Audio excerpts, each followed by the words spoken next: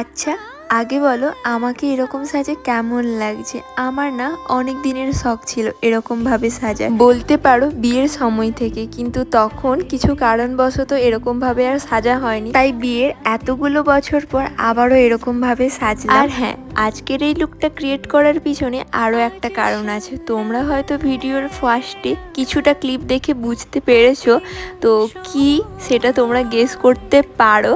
আর এদিকে দেখো রিলস টিলস বানানো হয়ে গিয়েছে, আর এখন চলে এসেছি মায়ের কাছে রান্নাঘরে। আর হ্যাঁ, আমার রিলস ভিডিও তোমরা আমার ইনস্টাগ্রামে দেখতে পাবে, তাড়াতাড়ি যাও ইনস্টাগ্রামটা আমার ফলো করে দাও। নতুন একটা ইনস্টাগ্রাম আইডি ওপেন করেছি, সেটা হলো সাথী1429, সার্চ করলেই পেয়ে যাবে। এদিকে মা রান্নাঘরে রুটি ভাজছিল, আর মাকে এসে আমি জ্বালাতন করছিলাম যে তুমি ওপরে চলো, আমার একটু ভিডিও বানিয়ে দিতে হবে, কারণ আমি বাড়ি থেকে স্ট্যান্ডটা আনতেই ভুলে গিয়েছিলাম। তাই মাকে এত জোর করছিলাম যে চলো।